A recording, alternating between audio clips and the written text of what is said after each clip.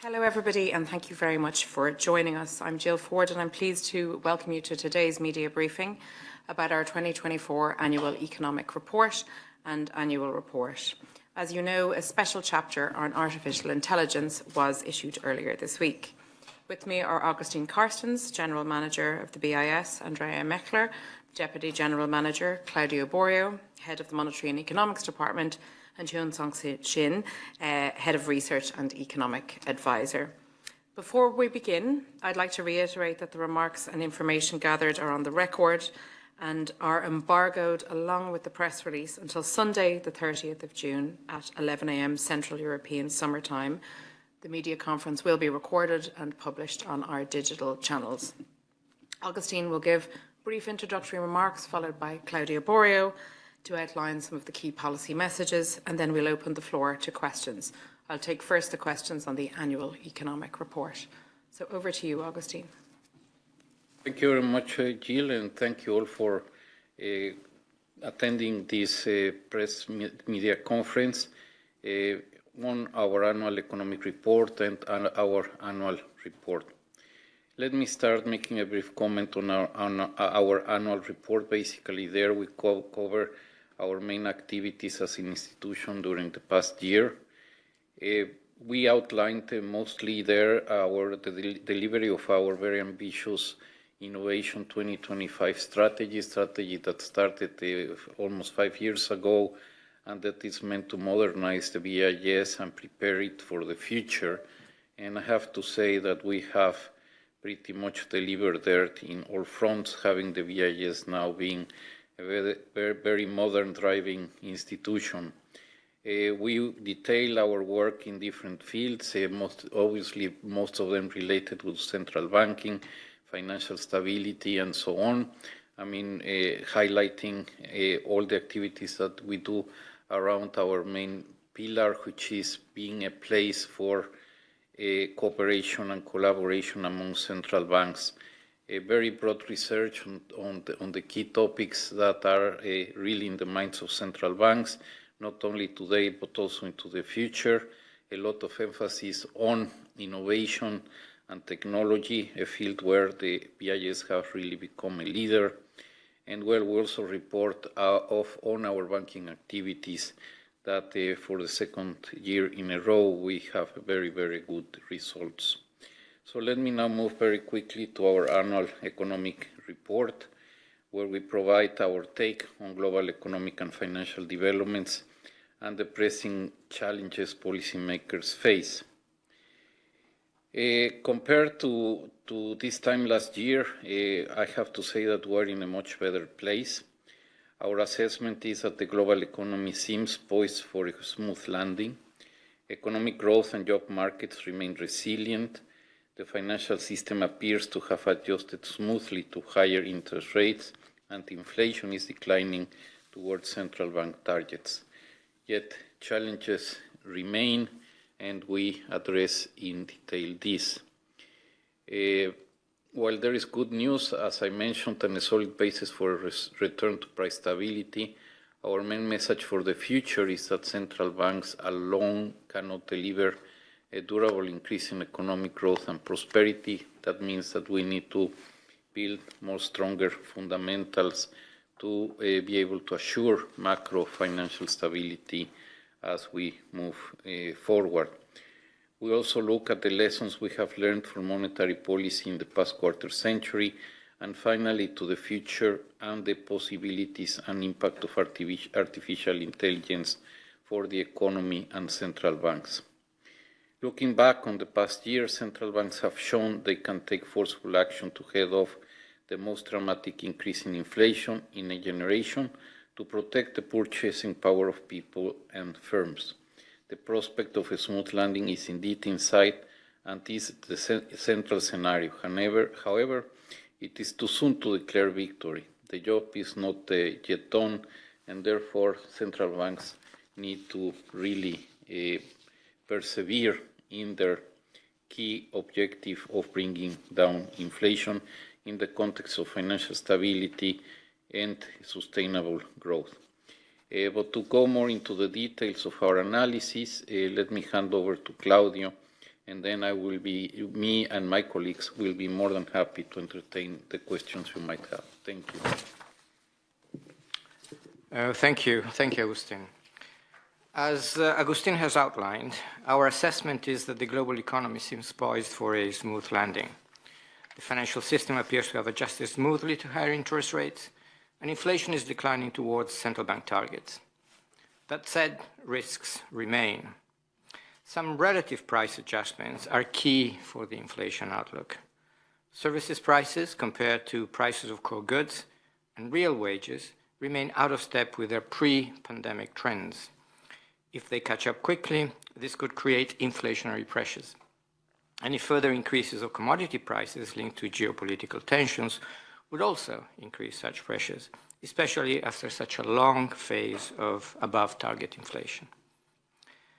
More stubborn inflationary pressures could test the resilience of economies and financial systems, which have so far held up remarkably well. Financial vulnerabilities have not gone away. Debt is high and savings cushions depleted, which makes households and firms more vulnerable. Commercial real estate faces headwinds that could potentially expose weaknesses in the broader financial system. Asset prices seem overvalued in some cases, and financial cycles have started to turn. History suggests that it takes at least 1 year from the turning of the financial cycle for loan problems to emerge, with knock-on effects for economic activity. In the shorter term, our analysis also shows that fiscal support continues to affect demand and inflation in many countries. There is a risk that too much fiscal stimulus could add further fuel to inflation, undoing the hard-earned progress and acting at cross purposes with monetary policy. The medium-term outlook for public finances is even more concerning. It poses the biggest threat to macroeconomic and financial stability. Without consolidation, public debt ratios are set to climb even if interest rates remain below economic growth rates. With mounting spending needs, markets could at some point question fiscal sustainability. We know from experience that things look sustainable until suddenly they no longer do. That is how markets work. Finally, the increasing turn to protectionist measures in many jurisdictions is also a cause for great concern. Such measures risk making economies less dynamic, less innovative, and less competitive.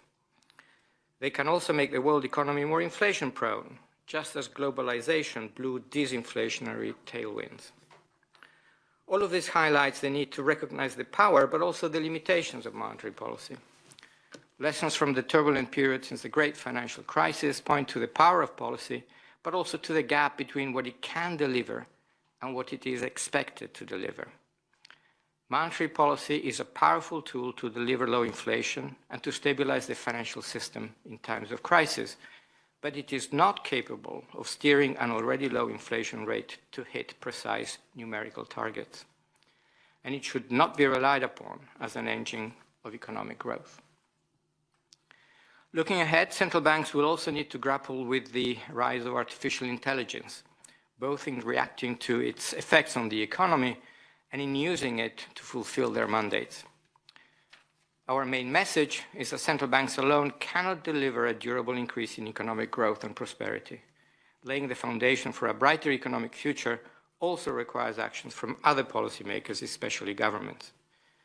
To reap benefits in the longer term, governments must act with urgency to put budgets on a sound footing and to ready their economies for the challenges ahead. They must cut short the rise in public debt and accept that interest rates may not return to the super low pre-pandemic levels. In the long run, structural reforms are key to lifting living standards, improving economic well-being, and giving people a sense of security. This means taking measures such as promoting competition, enhancing flexibility, and spurring innovation. Scarce public funds should support the economy's adjustment to new realities, such as climate and technological change, including the artificial intelligence revolution. We need a solid foundation to build upon. Thank you very much, Claudio. And now we open for your questions. So if you could raise your hand or type your question in the chat. If you're on the phone, you can send the question to media@bis.org. org. So I'll just give a moment now just to see if there are any raised hands.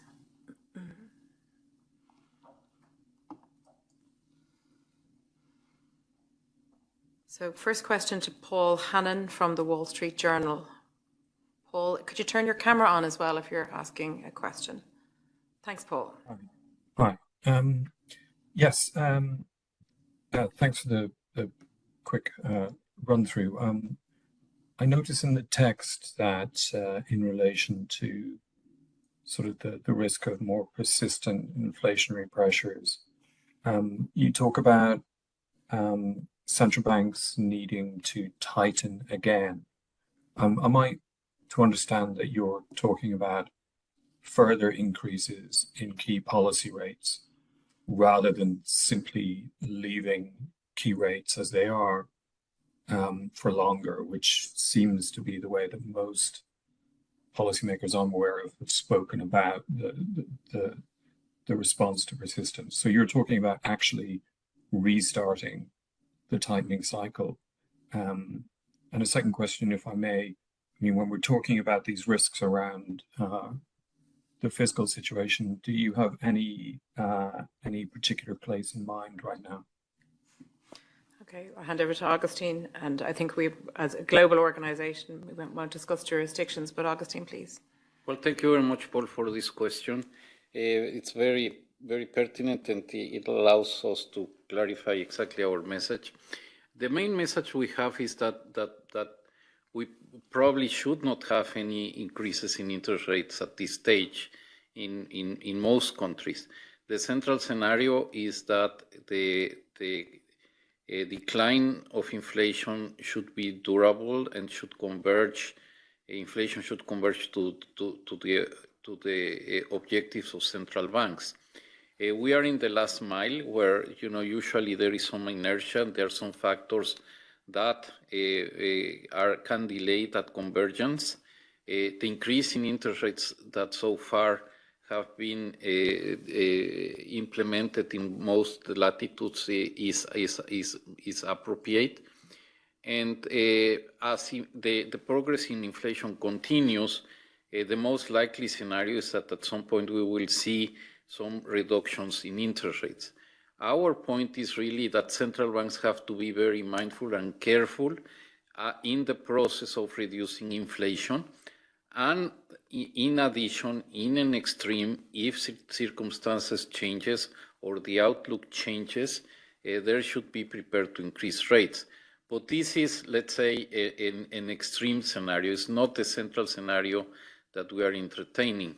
In the document, we address a few issues that at some point might generate pressures in the future, like the fact that the relative prices of goods and services seem to be disaligned with respect to its long-term tendency or secular tendency, and also real wages. Some pressures could come there, and central banks need to be very mindful about that. But again, this doesn't imply that today we are asking them for restart a cycle of increases in interest rates. More than anything, to continue where they are, to be very mindful about the fact that, it usually takes some time to bring down inflation in a durable way.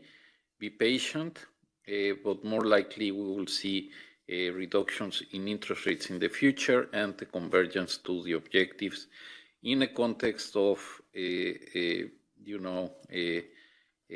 adequate economic activity and financial stability.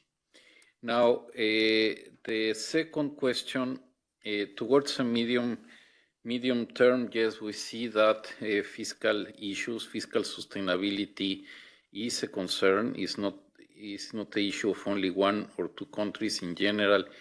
For example, in many advanced economies, debt over GDP is at all-time high.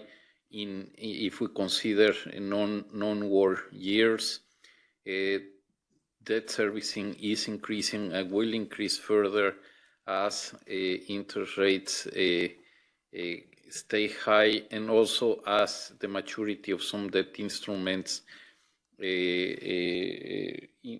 imply that the governments need to renew debt at higher level of interest rates. R minus G will not be or certainly is not negative today and might not be negative in the future. So this is an important issue from a point of view of macro financial stability as we go forward.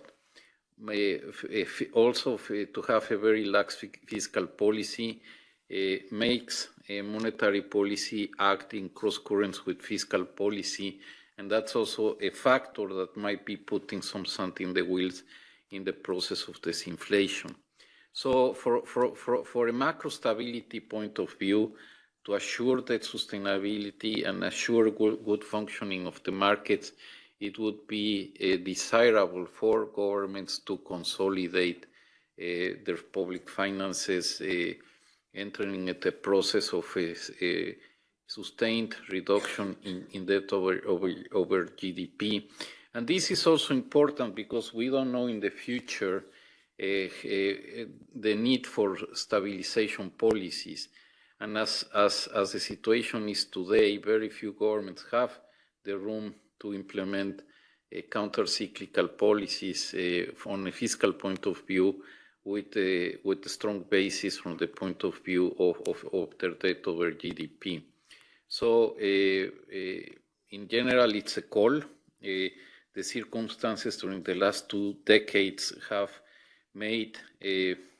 has called for a very aggressive fiscal policy, but it's time to reconsider of recognize where we are from a point of view of sustainability and medium-term adequacy from the point of view of macro stability, and it would be a good moment for a government to start looking into this aspect and assure a more stable foundation for the future. Thank you, Augustine. Next hand raised, I think I saw in order, was Daniel Hinge from Central Banking. Dan, if you could turn your camera on, that would be great. Hiya. Thanks very much. Yeah, so I wanted to ask about the state of the financial cycle. Are there particular indicators that you're seeing turning down? And then the report also mentions kind of vulnerabilities that we know less about, kind of beyond commercial real estate and private credit. Can you expand on that at all?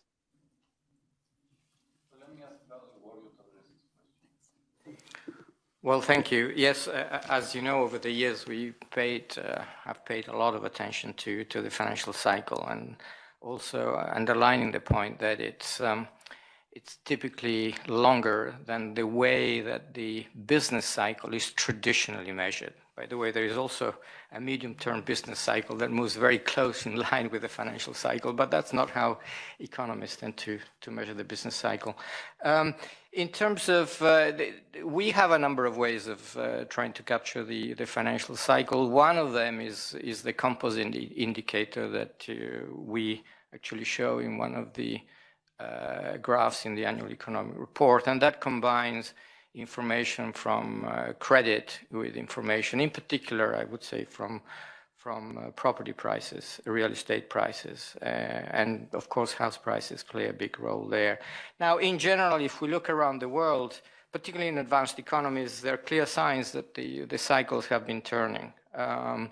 There may be some exceptions in which that is not quite the case, but as a broad statement, that's correct.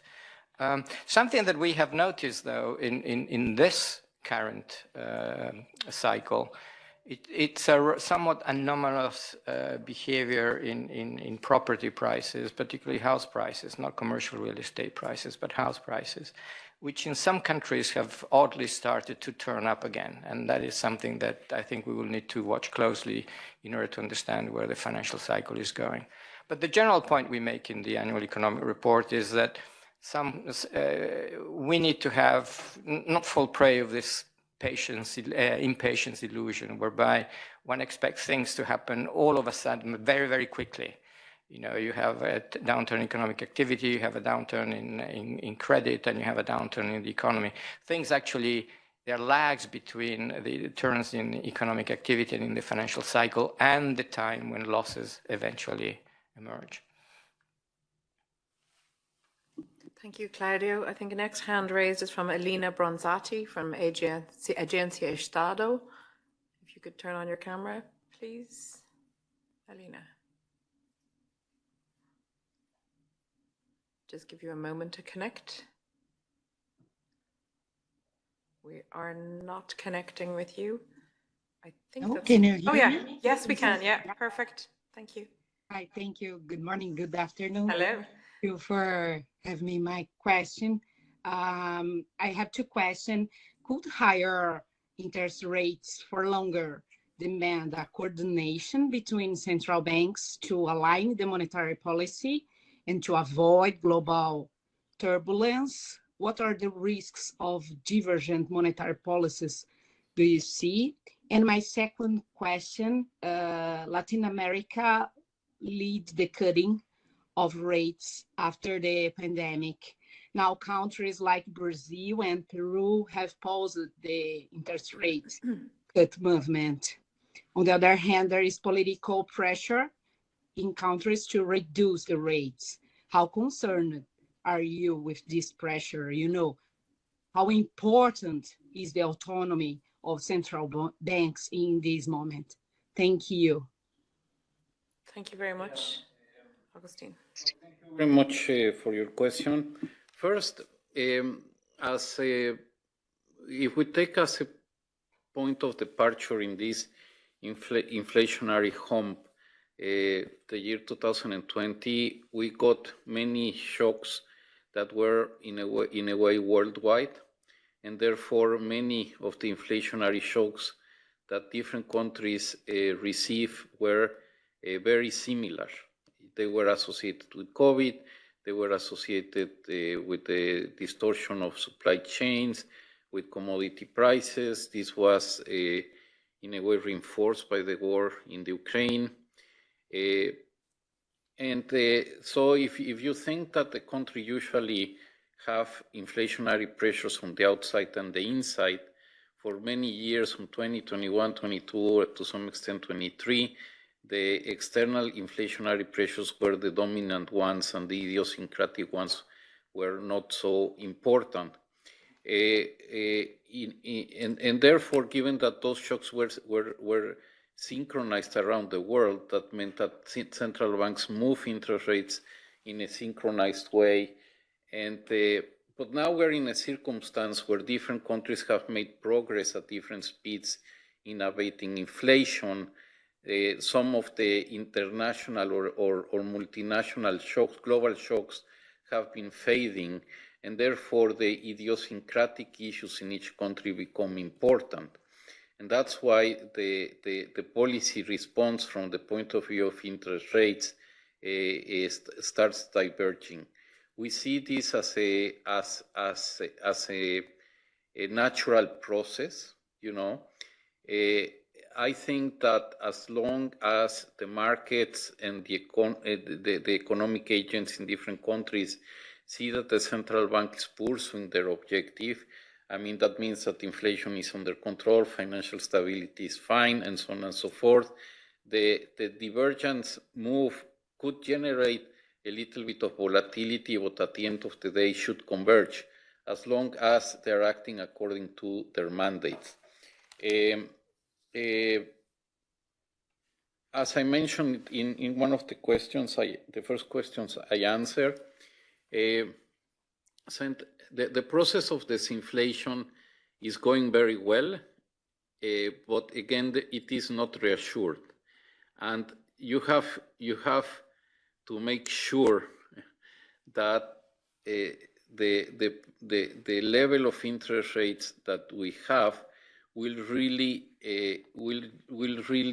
generate the disinflation that is needed.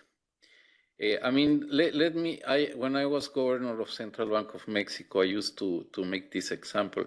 Imagine that there is somebody with an infection and you have to give that patient antibiotics. Usually, you have to give the antibiotics and the person needs to finish to take the whole doses. If it's 5 days, it should be 5 days. If you do 3 days, the infection might come back. In inflation, in a way, it's a little bit similar. you have to do the whole treatment, otherwise inflation might jump back. So, I mean, obviously, each central bank will need to read the circumstances. They will need to adjust according to their circumstances. But in a way, what I think for the medium and long term, it's much better to be patient and to be prudent. I think for the medium and long term, what would be worse is if suddenly you relax too early, then inflation goes back again, then credibility is lost, and then the inflationary cycle becomes more violent. And therefore, in the medium and long term, it would take you more effort to really bring down inflation. So that's what we are talking about. I mean, we have to protect, in a way, the process of disinflation so that the gains in disinflation are really durable and they're there for the long time. I think that would be the best for the medium and long term. And yes, I mean, in periods of inflation, the central bank need to take difficult decisions, and they should have the degrees of freedom to take them according to their mandates they have according to their law. So they need to have this flexibility to respond to the circumstances, pursuing obviously their objective. Thank you, Augustine. Another hand raised from Bastian Benrath of Bloomberg. Bastian, if you could turn on your camera, that would be great. Give you a moment to connect. Thank you so much. Yeah, we're seeing you. Perfect. I'm sorry. Can you hear me also? I have a question. Oh, Bastian, your sound is not great. Okay. A little bit closer to that. Can you hear me better? Not very well. You sound a bit broken up. Try Okay. and we'll see if we can hear it. Let's just take somebody else. I'll just put a headset on. Just give me a second. Yeah, no, we can't hear you. Why don't you, Bastian, maybe just send it in the chat and we'll call out the question because it doesn't seem to be working. I see another hand then raised from Mark Jones in Reuters. Mark, do you want to ask your question? And then Carlo after that. I see your hand as well, Carlo. Mark, if you want to turn on your screen. Yep, can you hear me? Yeah. I'm going to keep the video off just in case also have issues. That's okay. So yeah, very interesting. You're making the important point that governments need to be careful with their finances, considering the debt levels and where they're heading at the moment. But this week alone, we've seen riots in Kenya, deadly riots in Kenya, and especially in a lot of emerging market countries over the years, these kind of spending cuts designed to ultimately, meet IMF programs and bring down debt levels have caused enormous difficulties. So how do countries balance that difficult issue, especially considering there is relatively little room for maneuver in terms of the debt levels? Augustine? Well, I mean, definitely, what would be the best, and that's why we're making a very general call, is those countries, in many countries, they are still in time of taking some measures before they arrive to very dire circumstances. I mean, what you want to avoid is precisely a situation where you run out of space to do issues where the political environment is very charged, where you don't have market access. So it's much better to avoid getting there. Once you are in those circumstances, it's difficult to maneuver, and given that the very specific circumstances are the dominant ones, it's very difficult to give a prescription of how should you fix your fiscal accounts. Different countries have made this in a different way, but what is important, at least from our point of view, is that the vast majority of countries are in such a circumstance that if they start acting now, the impact on the economic activity and so on and so forth might not be so important, and they will really achieve more stability and establish a stronger platform for the future. And then, something that we reiterate several times in the document is the fact that also looking into the medium and long term, something that could help a lot is more growth, Now, growth depends on many different factors, but among them, is how government spends money and how it taxes the economy and so on and so forth, how it addresses medium and long-term challenges like climate change. And if the policy response in a way is geared towards making growth more sustainable and more accelerated through structural reforms, the fiscal outlook improves. If there is more growth, there will be better public finances. Therefore, I think that a multi-pronged approach is important. The sooner you can start acting, the more degrees of freedom you will have. And also, you have to think of all other policy instruments you might have to induce more growth, and in that way, also reduce the tensions that they might exist in terms of assuring public finances sustainability. Can I also ask a quick follow-up question then to kind of flip it around? The points you made about politics at the start as well, and the way I think others have read it. Obviously, you're thinking about certain large economies that have got elections coming up. How quickly is the risk that the market does turn if we do see these kind of big promises of fiscal spending? We've obviously seen a little bit following the French election call. How quickly can these markets turn on governments? Well, it's you have always to think in a conservative way, and in this case, is that they can surprise you with oftentimes with not much notice. An example could be what happened in the UK in 2022. It was well handled at the end of the day, but it generated some stress points in the markets and so on, and you really want to avoid that. So, I think most of the time that's why our message is this is the right moment to start thinking about it. You don't want to expose yourselves to those circumstances. Thank you, Augustine. And I believe Bastian is reconnected and your sound is working again. So we'll go back to Bastian, please. Bastian. Thank you. That's great. I have a question regarding the recent uptick of political uncertainty we've seen in Europe, but also in the US. My question is, in what sense does that, in your view, make it more difficult for central banks to set the correct interest rates? And if that answer to that question differs from for the situation in Europe and North America, then please elaborate on that if you can. Thank you.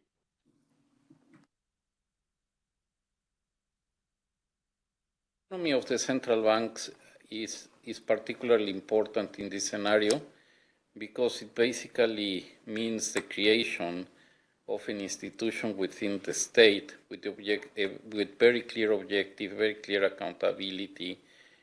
So that means that society will privilege for them this institution to take action to try to keep inflation under control without worrying about the political cycle, in a way, the independence is there precisely so that these type of decisions are not contaminated by the political cycle.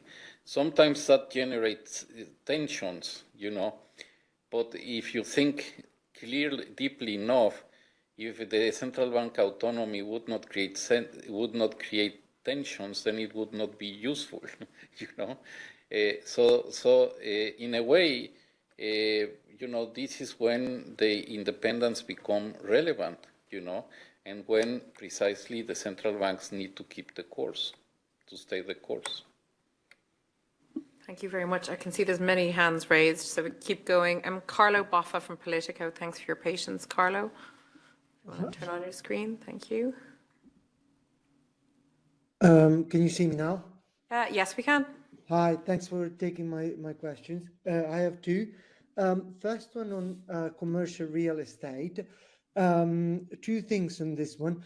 One, would you say that the risk is higher now than it was maybe in February? Although markets seems to be a bit more calmer than at the beginning of the year. And still on commercial real estate, I would ask, I mean, from what I read in your report, it seems that it can become a systemic issue. While, I mean, some central banks have come out saying, oh no, this is just a problem for certain banks, and it seems like they try to pour cold water on it, while your message seems a bit different, if you can just elaborate on that. And the second question is, at some point you say that security regulators should be given a financial stability mandate. So I just wanted to ask, how would that work? Like, how would it work? Especially, like, how would they share this power with the central bank? And how can an institution that cannot create money, I mean, yeah, they can issue bonds perhaps, but they can't create money like a central bank, have a financial stability mandate? Thank you. Thank you, Carla. I'm looking at Carlo. Yeah, please, Augustine. I'll take the second and then I'll pass the commercial real estate to Claudia. Okay. Now, the second question is a very interesting one, and it has more to do with mandates and institutional, I would say, architecture in different countries. I think the root of this is the fact that in many cases, just out of, I would say, historical evolution, many security regulators have also mandates of promoting markets, of making markets develop, of having access, and so on and so forth. Now, there are times when, you know, you have to decide if it's appropriate to, oftentimes, you know, for markets to evolve, oftentimes imply the fact that more risk-taking will take place. And therefore, there could be a conflict of interest. Sometimes, to assure financial stability, you have to say, let's put sand on the wheels on the development of some markets until we are sure that all the risks are well understood and we can manage them. So it's more than anything a way to clarify the mandates and the objectives. And yes, security regulators should mind about the markets more than anything to preserve them healthy and well functioning. And then there could be other type of agencies, as it exists in other countries, where the promotion of the markets and the development of the markets, inclusion and so on, is the focus of those institutions. So it's more than anything to prevent a conflict of interest or issues that act against each other in the same mandate of an institution. Claudio. Thanks. Maybe just to add something to what Agustin said, trying to better understand the origin of your question. You said that securities regulators cannot create money. But I guess what you have in mind is the fact that the central bank can act as a lender of last resort and therefore deal with financial stress when that stress arises. But when one is talking about securities regulators having, and some do as part of their mandate, financial stability considerations, it's more in prevention mode as opposed to in crisis fighting mode. And it's the idea that when they set the regulation of, for example, the investment funds for which they are responsible, they take into account that the actions of those investment funds, such as if they face a liquidity squeeze, they have to sort of fire sale, engage in fire sale of their assets, could have broader implications for the system as a whole. So it's in that context, and therefore the dialogue between those who are responsible for financial stability and the securities regulators could be facilitated. So that's on that. On commercial real estate, let me just go back to what I said at the beginning, these risks in real estate and in other sectors take a long time to build, but also they do not materialize. Also, they take some time to materialize. So you said, how different is the situation from February? Well, I would say it's not very different because these things move very slowly, and we need to bear that in mind. Now, financial markets can react very, very quickly all of a sudden to a situation because they realize that the risks are much bigger than they initially thought, because they want to run on investment funds or whatever, but that's a different issue. So I would say that the situation is still there, and we still have to see. Commercial real estate prices are still falling, and we're not out of the woods by any means yet. As we emphasized in the annual economic report last year, what we saw in March 2023, the turmoil in March 2023, was largely the materialization of interest rate risk, particularly in the United States. By that I mean losses on, which were not valuation losses on bonds, long-term bonds, because interest rates were higher, but not defaults as such. And credit losses are still ahead of us as a result of the broader changes in the financial cycle. Systemic, non-systemic, well, the key point here is the good news is that if there is one issue that has been on the radar screen of regulators and supervisors for a long time, is commercial real estate. So clearly, what they've been trying to address that. They've been trying to make they've been trying to make sure that institutions provision for the losses and so on and so forth. So that's the good news. Now, the less good news is that we know that it doesn't take much for even smaller institutions to trigger broader systemic problems if people think that the problems may be widespread enough. Thank you, Claudio and Carlo. Next question to Martin Arnold, please, of the Financial Times. Martin. Hello, yeah, we can see you. Amy, can you hear me? And yes, we can hear you as well. I have two very quick questions. I'll try and be as concise as possible. First question is, you have described how quickly markets can turn against governments and that the risks of that are high and increasing particularly because of debt levels. If that does materialize and there is some kind of market reckoning with high debt countries, should central banks be ready to intervene? Second question is, you've clearly indicated you think the risks of inflation staying high, higher for longer, and therefore interest rates staying higher for longer are much greater than the risk of inflation falling below target for central banks, and that's going back to the pre-pandemic world of too low inflation. But if governments do what you're saying they should do, which is fiscal consolidation, couldn't that then lead us back to the same world that we had before the pandemic? So. Thank you very much. Yeah, I mean, the central bank have different instruments for different circumstances. Something that we have documented over the last 20 years or so, it has been frequent that central banks have to act as market makers of last resort.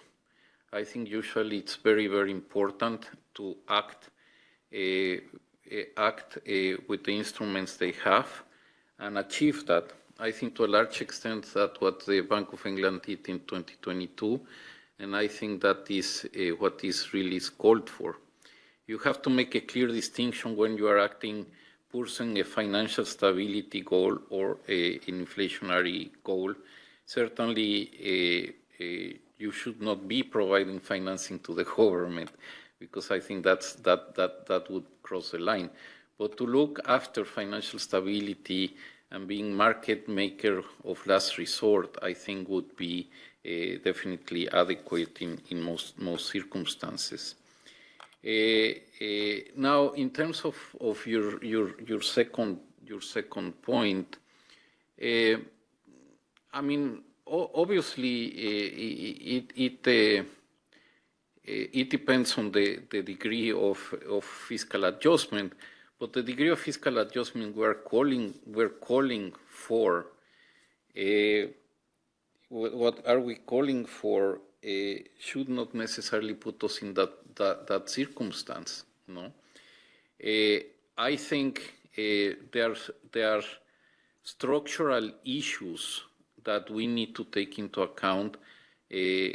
Also in terms of adjusting public finances. It's not just an issue of the conjunctural aspects we're living today in terms of bringing inflation under control, but also the public finances should start looking ahead in a more decisive way in terms of the challenges that we will be facing.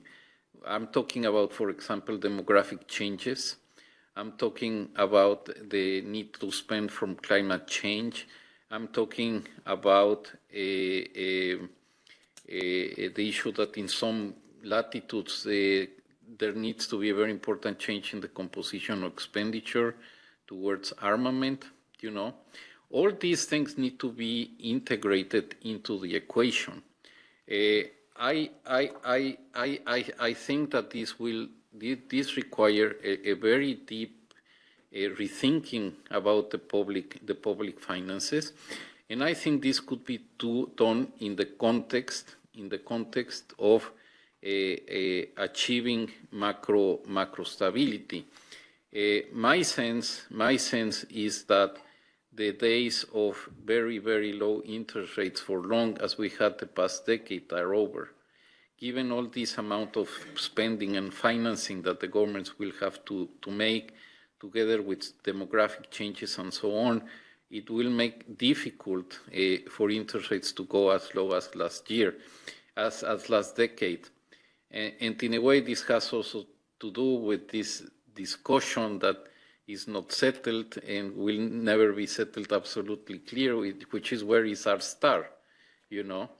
Our sense is that our star probably will not go as low as we believe it was in the previous decade. So I think that the danger of going back to previous decade is relatively small. And Hyun wants to add something. Yes, Martin, on your first question about whether central banks should intervene if there is stress in the government bond markets, I think the thing to bear in mind is that when that kind of operation happens, what you're thinking about is central banks coming in and directly purchasing or lending against those bonds and creating money, as a way of financing that. And of course, during very stressful times, that injection of liquidity, will tend to ease stresses. But that also means that by creating money, what you're doing is also affecting the exchange rate by injecting liquidity into the money market. And what this means is that for many emerging markets that don't have the credibility, whose currencies don't have the credibility of some of the major economies' currencies, there will also be a depreciation of the exchange rate, typically, when you do that. So this is why,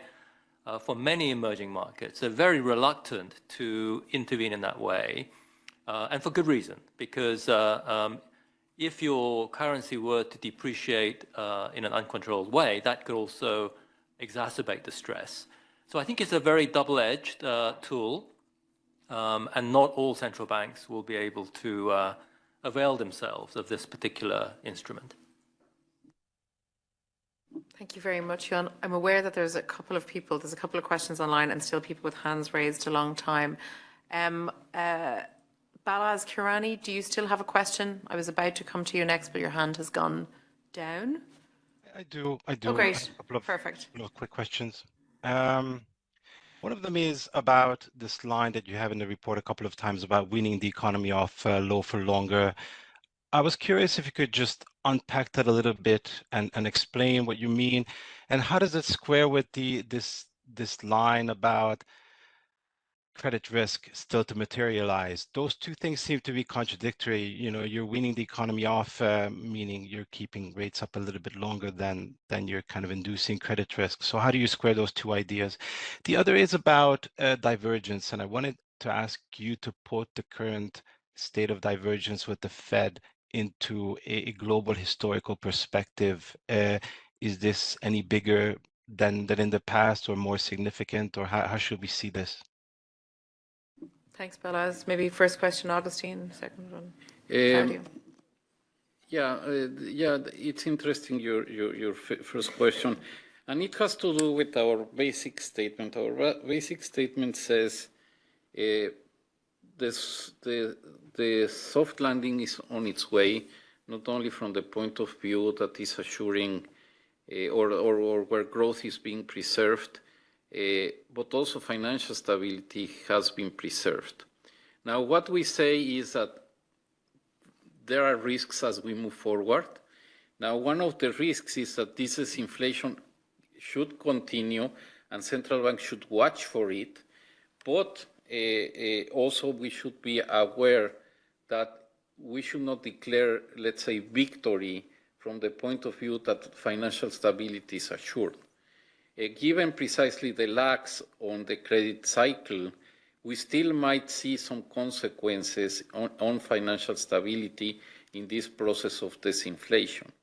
Now, that doesn't call for an abandonment of the quest for convergence. You know, we just need to be aware of it.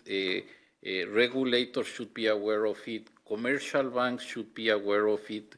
They need to create sufficient reserves. They need to make the provisions so that if a worse scenario in terms of credit performance materialized, this would not be a systemic issue.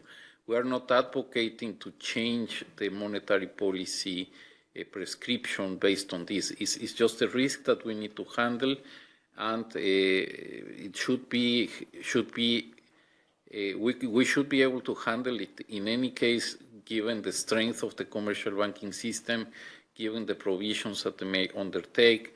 The supervisors and regulators should be on top of this so that we are able to respond in given case. But it's not to deviate, it's not an argument to deviate from the objective of bringing down inflation. Now, in terms of the divergence, I mean, I think that most of the time, intrinsic idiosyncratic inflationary pressures are the dominant factors, and that by itself generates divergence. You know, I mean, the Fed is particular because it's, let's say it in clear words, is a leader central bank in the world. You know, and therefore all the other central banks need to take into account what the Fed is doing. But as long as the idiosyncratic factors are the ones who will be prevailing in terms of inflationary shocks, that will generate divergence. So in a way, we're sort of going back to normal. No, I don't have any elements to say that the divergence is bigger today. Well, in a way, I guess the question makes it's very important from the following point of view. It makes sense from the point of view that we had the most synchronized and simultaneous shock in decades, just from 2020 to 2023. Therefore, there was a lot of synchronicity there. That was what was abnormal. What was abnormal is the fact that many central banks acted in the same way at the same time. And now, as we go back to a more usual or more conventional environment, the divergence will start showing up. So what was really strange was the fact that we were pushed into a synchronicity that is not usually there. Okay, thanks very much. And next question from Anna Reitman from Vanadium. Anna, thank you for your patience. Thank you for taking my question. I also have two questions. One of them relates to something I've seen in the in previous quarterly reviews, where it was highlighted that leveraged short positions in U.S. Treasury futures is a financial vulnerability worth monitoring. And while I did not see it in the annual review, I would be interested in any updates on how that monitoring has evolved or how thinking has evolved around that. That would be one question. And the other is around refinancing, which was certainly mentioned in the review, as well as some of the comments I heard on the call. And so around significant refinancing risk in the coming years and higher refinancing costs. And I suppose I would ask whether you'd have any observations on what authorities might be scrutinizing around repo markets in that repo markets functioning in that refinancing context. Thank you very much, Anna. I think there's possibly a question for Claudia or Hyun. The first question, I think, is from a QR article, so maybe we don't have anything to add on that. Augustine, did you want to come in first on that? Let's just make a brief comment on refinancing, and then I allow Claudia and Hyun to pitch in. I mean, again, refinancing is something that will happen, and our commentary goes more in the line of not declaring success early from the point of view of a soft landing, not only in economic activity, but also in financial stability, you know. I mean, the fact that there is refinancing, and refinancing will take a higher rate of interest, that can introduce some stresses in some households, introduce stresses in some corporations, even in some governments, and that refinancing at higher rates, we haven't really seen it through the whole cycle, and therefore what we are advocating for is to just be patient about that and not declare victory too early. Again, this doesn't call for an adjustment of monetary policy, but that's something that we need to be watchful for. And why don't I give you the...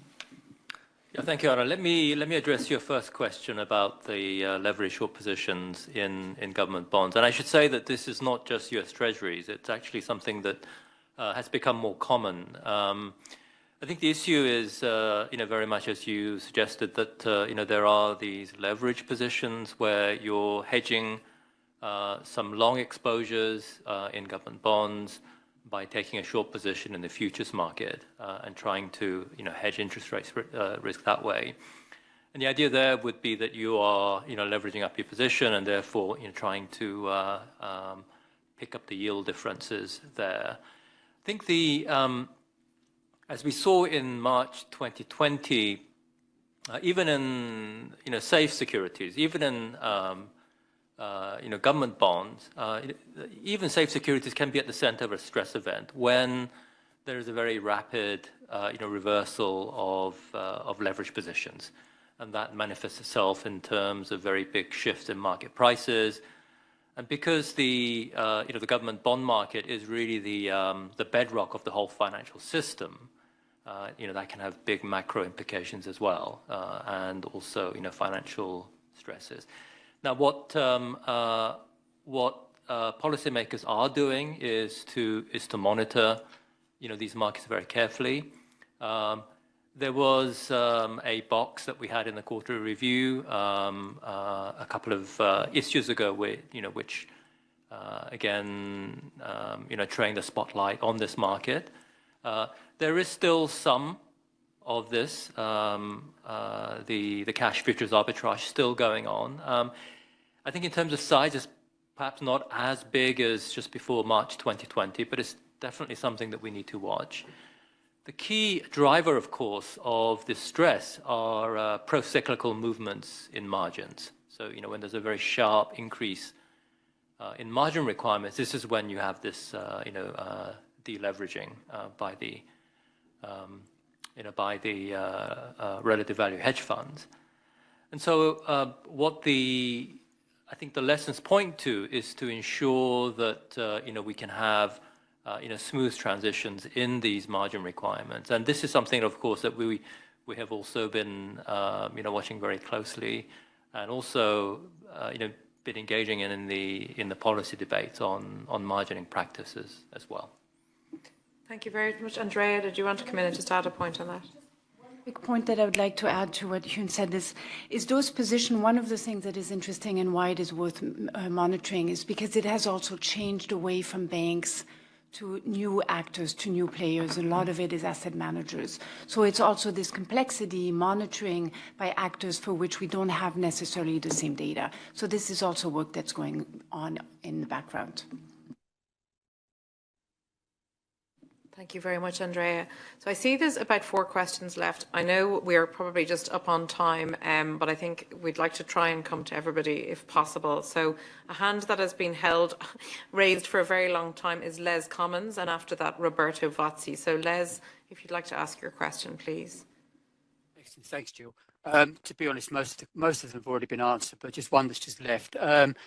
Going back to Carsten's answer, or Augustus' answer very recently about R-star and being slightly higher, it was along the basis, is that across the board globally, or are there differences where R-star is higher? Is it, for example, seen higher now than pre-pandemic in the US than, say, in Europe? Thank you. Specialist, which is Claudio. I think that what is very interesting, that at any given point in time, is very, very hard to tell where R-star is and where it's going. So we could have a very lengthy discussion about this. And that's precisely why in the annual economic report, we emphasize that we should not have preconceived views about where R-star is and say that it is as low as it was before, or appeared to be before. And therefore, that we will only know where R-star is when we get there. And by that I mean that we are going to be in a situation in which inflation is roughly on target, the economy is doing pretty well, and there are no signs that the financial side of the economy is getting out of kilter. And what central banks have to do at the end of the day is, like economists like to talk about tâtonnement process. They test the waters and see. Is inflation going in the right direction? Is the financial side roughly going in the right direction? And then they will know whether the interest rates are, if I can say, in a good place. And when they're in a good place, it means that you are at R-star. Thank you, Claudio. Last question on the phone lines from Roberto Vazzi. Roberto, thank you for your patience. Thank you very much. I have a question on the annual report in which there is briefly mentioned the initiative Mbridge. I would like to know if this kind of initiative, on your opinion, could be used to bypass or circumvent the current dollar-based international trade circuits, or on the contrary, if you think that this is not the aim of this initiative.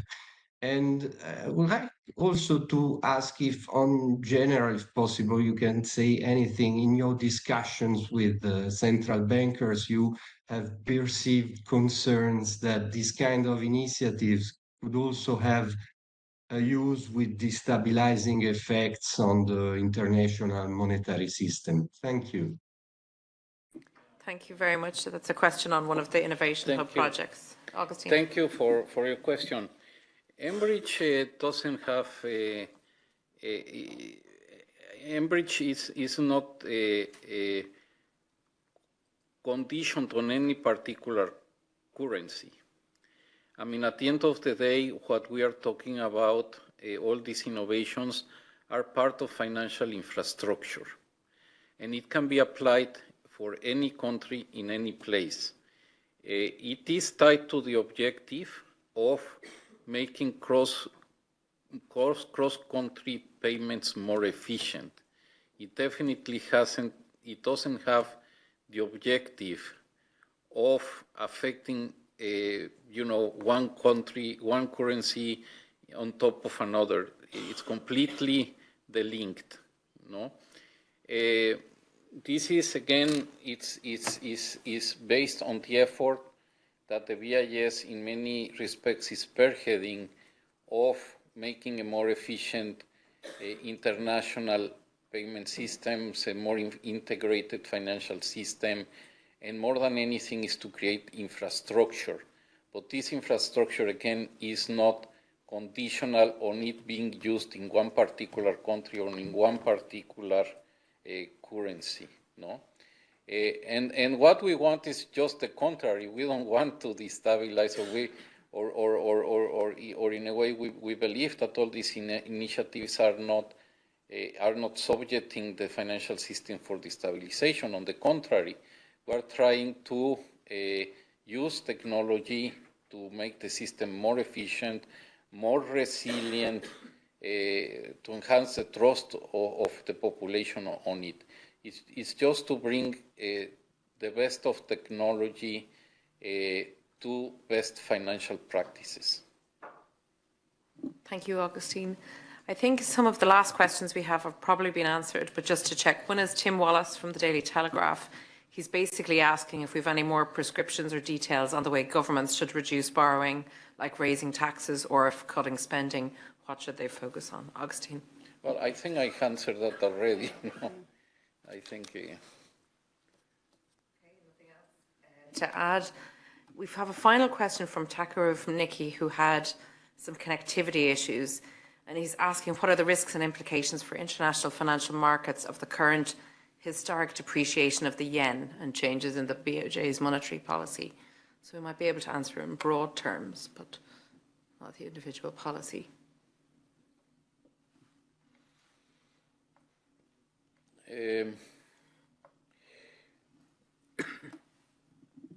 I mean, again, we don't necessarily want to talk about very specific questions on specific countries. I mean, in a way, it basically